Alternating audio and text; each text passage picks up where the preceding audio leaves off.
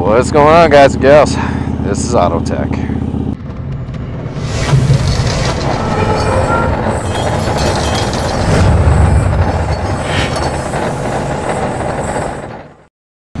So, I got my first day of class done. It was a little slow in the afternoon. I mean, reviewing stuff is, like, it's so dry. I mean, like, how do you look at, like, engine information and, like, review that, you know? Like, it's just numbers on a board, and you're like, ugh. And then, of course, you know, it's kind of getting in the mid-afternoon, so you're like, oh, I'm getting sleepy now, because you're usually working on your feet all day, so any chance where you slow down, you start to freeze a little bit, you know? I'm not really sure what else to do, so I'm going to ride down to Renton to the Lawless Harley Davidson, and I'll get myself a chip. Yeah, I don't really know what else to say, but it's like I don't want to go back to the hotel right now. I don't want to go to like Alki Beach again, and I don't want to like just aimlessly ride around. So whatever, I'll just make my way down there, and I don't know, then I can get something to add to the collection. Class got out early enough today that I can make it down there without too much traffic. Like it says, there's a little bit of a jam up here on 405, but I'm just I'll tough it out, whatever, not a big deal. And in all honesty, I mean, like, what else do I really have to do? Not much. Like, I'm gonna go, just sit in the hotel room for 2 hours, like maybe take a shower or something, and then I'm gonna, you know, like, go get some dinner at a fast food restaurant. Like, I might as well just go deal with a little bit of traffic and, you know, go see something while I'm at it. So, funny enough, if you remember from my previous trip here, my whole Fred Meyer experiment, you know, like where I had to go get myself like a lunch bag to carry some stuff in because I forgot my backpack. Open that up. There's all my protein bars, 80 cents each. Excellent. Snacks for when I'm in the hotel room. And then here's that thermos. I mean, that's kind of like a teaser for the amount of coffee I would be consuming, but it's better than nothing. Turns out, like, I remember this kind of like vividly, I had to like fit a bunch of stuff in my lunch bag the last day to get it back to the hotel, and I was like, oh crap, like, what do I do here? And I ended up forgetting that coffee thermos that I had bought. I came back from lunch today, and it was sitting on like where my desk is, and I was like, oh man, I totally forgot that thing. And you know, it's cool that the teacher kept it for me, or maybe he's just been using it. I don't know. I didn't open it up, but you know, either way, that was kind of funny. Kind of being a douche this trip, I suppose. Made that stop at Bellingham Harley on my way in, or well, I guess it's just south of Bellingham. I can't remember the name right off the top of my head here, but North Cascades Harley, that's it right there. Yeah, I made that stop there, grabbed a couple of chips, and now I'm riding down to like Redden. I don't know, maybe that's something that comes with age. Goddamn Harley guys, tell you what.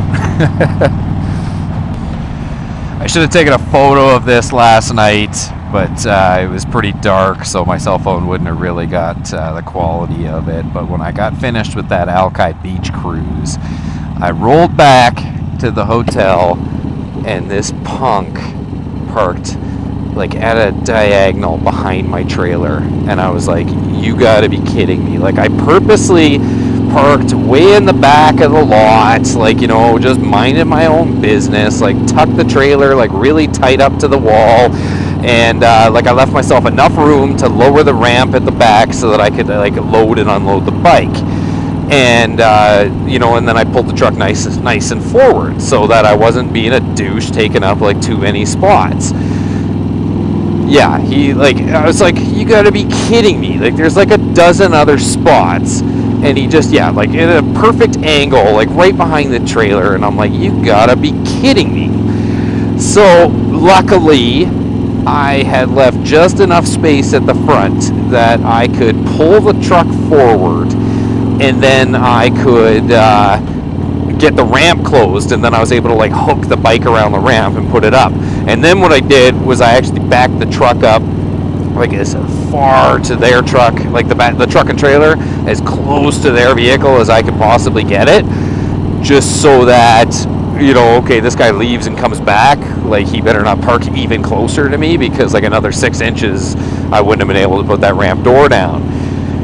And then this morning, because I'm still on Calgary time, I woke up at about 5:30 this time, and I go outside for a cigarette after I get the coffee brewing and stuff like that, and his truck's gone, and I was like, oh sweet, yeah, perfect, like right on. So I actually ran inside, grabbed my truck keys, backed my truck up like another like 10 inches or so, just so that in the event, you know, I could pull it forward more.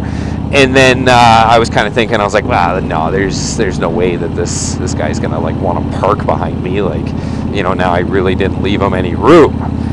So I go inside, I shower, I you know, drink some coffee, I watch some YouTube videos, and then I go to leave, and I walk out the door, and he's parked on the curb, like, and behind my trailer, and I'm just like, you gotta be fucking kidding me, like, what is this guy's deal? And so luckily he was grabbing something out of his truck, and I was like, I took a second, I took a breath, because I was like, I don't need to get arrested before school for starting something in a parking lot, you know. And I walk up to him, and I'm just like, hey man, can I get you to back up your truck just a touch so I can slip my bike out? And he's just like, oh yeah, I guess I did park kind of close, eh man? And I was like, yeah, just a little bit, man. Like, and so hopefully he kind of took the hint there and isn't parked there like on the way back, or like, you know, I mean later tonight or tomorrow morning. Whew. Look at this traffic. That's been going on for a little bit there. Hopefully this express lane keeps going for quite a while. I was told it ends somewhere around Bellevue or something like that, so my luck could be coming to an end shortly here. But looking at the map before I kind of went on my journey here, it didn't look like it was too terribly far from like Bellevue to Renton, so even if I have to tough it out for like, I don't know, 15 minutes, like it's not the end of the world. That's interesting. And my luck kind of ran out a little bit. That's alright though, I definitely made some good progress there. I hope the exit's marked kind of properly, you know, because I know I need like 100, like the Highway 167 or whatever, so I hope it like clearly states that and it's not some weird name or whatever.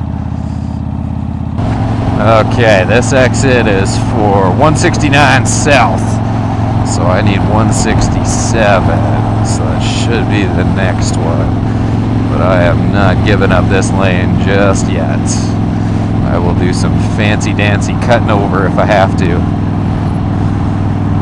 Yeah, perfect. Turns out I jumped the gun a little bit early there. I should have waited until this lane cut off and then shot over, but I did not die. Unless I'm about to get rear-ended because all the traffic's coming to a stop here and this guy will come flying up behind me. And I'm getting really caught in this fucking little tar snake or whatever separation of the two pavement types. If memory serves me correct, it is the first exit off of this one, actually. I should have paid a little bit more attention to what the road was, but yeah, we should probably just take this exit and then double check a map if we have to. But the way that it looked like I should see it from the highway. So you just gotta watch for the building, and I'm sure it'll be present through all of these trees, I hope. Oh, I caught a glimpse of it way out yonder. So yeah, we'll definitely take this exit and then we'll go over from there. Ooh, there's a big one. We don't have like really big dealerships in Calgary. Like Cairns is pretty small, and so is Calgary, like Calgary Harley Davidson. Yeah, like I can't really think of any really big ones. Like even Edmonton, like the Heritage Harley and stuff like that. Like it's like not anything amazing. And then yeah. Well, I decided to take a little wander around too, and it's always funny because salesmen will come up to you and they'll be like, "Hey man," and they shake your hand and they're like, "What can I help you out with?" And it's like, "Well, I'm just here to spend like $4." And it's like, "Oh yeah, but isn't this a sweet bike?" And it's like, "It sure is, man, but there is not a chance in hell they'd let me back across the border with it." And then it's like they're like, "Oh, okay, well, you know, enjoy your time here." That's always kind of funny how that goes. It's the slowest light ever. Holy smokes. And then it finally comes around and then like 8 vehicles gets through. That's frustrating. And I didn't make the light. Awesome. I really hope this is the right turn, because I pulled into that last one and then I, you know, like looking down the road, it looked like it was exiting like south onto 167. So hopefully this one is the north one. Ah, perfect, it is. Excellent.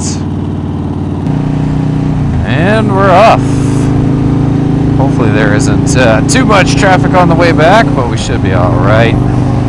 You know, funny enough, speaking of crotch rocket going by, I have never seen like an off-make bike at a Harley dealership before. Like I know like Cairns, like they just simply can't sell them or whatever. Like they have some sort of whatever that they're only allowed to sell Harleys. So if you come in there with like a Kawasaki or something like that and you go to trade it in, like they can like help you like consign it or whatever, but they can't actually take it in and sell it as a used vehicle or whatever. So that was kind of weird to see, because like they had what did they have? They had like an R1 up there, a BMW, an Indian. Like it was kind of cool to see. Like it's good to like it's all money in your pocket at the end of the day if you're a dealership owner. So I mean, why not? Get back in the sanctuary of my express lane. You know, so it turns out that those guys in class were wrong. Like it actually goes, you know, like all the way pretty well to the exits, and then I can pretty well hop back in and go. So I mean, like I don't regret coming down at all, because originally they were like, "Ooh, yeah, like that's gonna be a pretty bad one," and then I was like, whatever, I'll tough it out. And yeah, it turns out that it worked out in my favor, so I can't really complain about it too much from there. Even if I do get jammed up a little bit, whatever. If I lived in a place like this, which, you know, I very much hope so to do at some point, you know, you can pick the English out of there. I'm sure there's a little bit in there in that last statement. You know what? I think my truck would only come out in snowstorms or like at nighttime, because this express lane stuff is just unreal how well you can get around. Like Calgary could learn a thing or two from Seattle here, and even Vancouver's got a lot of them. Our mayor loves to model the city after Toronto for some stupid reason, and you know, that's great. Like Toronto's got some good stuff for their traffic and whatnot, but it's better than ours. So if you want to model your city after something, make it better. So yeah, like the frustrating thing is they close everything down for bike lanes because this is what they do there. And then yeah, then they tell me that I can't lane split because motorcycles aren't year round, and it's like, oh, okay, I see how this works. But yeah, back to the random topic at hand. Yeah, I mean, I would definitely like just commute my bike every day to work, and unless it was, you know, like below freezing or something like that, or like snow forecasted, it'd be a fool not to. Looks like that express lane got a little jammed up on the other side, so I got kind of lucky there. I got to rip through that way, and you know, I'd say I what am I? I'm at 520, so I'm at least like 50% of my way back to Kirkland or Totem Lake or whatever. So far this trip's been pretty lucky. Strangely enough, though, I don't actually see too many cops like monitoring these lanes. So like, I'm surprised more people don't just jump in. Like, I mean, jeez, like, you know, you get people that like pass on the shoulder and stuff like that when traffic gets bad. So I mean, like, that's got to be frustrating for them, like watching me blow by at 60 miles an hour. Meanwhile, they're just creeping along. So like, I'm surprised like people don't just like jump in, scoot a couple miles ahead, jump back out, you know, just to kind of cheat it a little bit, shave 10 minutes off their commute. So I don't know how they would enforce that, because like, you know, there's no cop like just sitting on the side of the road checking to see if you're a motorcycle or carpooling. Ugh. 124th Street. This is where I have to scoot over. I guess I have to join the traffic at some points. It can't all be just a smooth sail. But you know what? I'm sorry this one turned into just some randomness. Like, I really suck when I'm on the road. I know that. Because I set out with a goal in mind, and then I do not achieve it.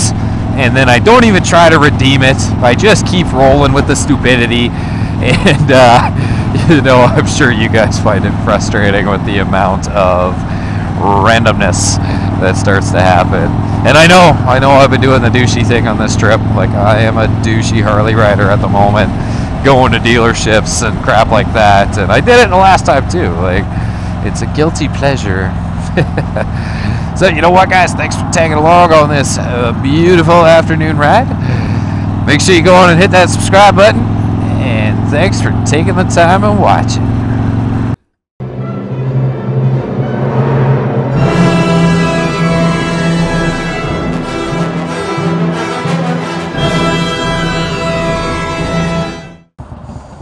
I see you, Chick-fil-A, and you're open tonight. It's happening. It's got to be good. People always go there. Guess we'll find out.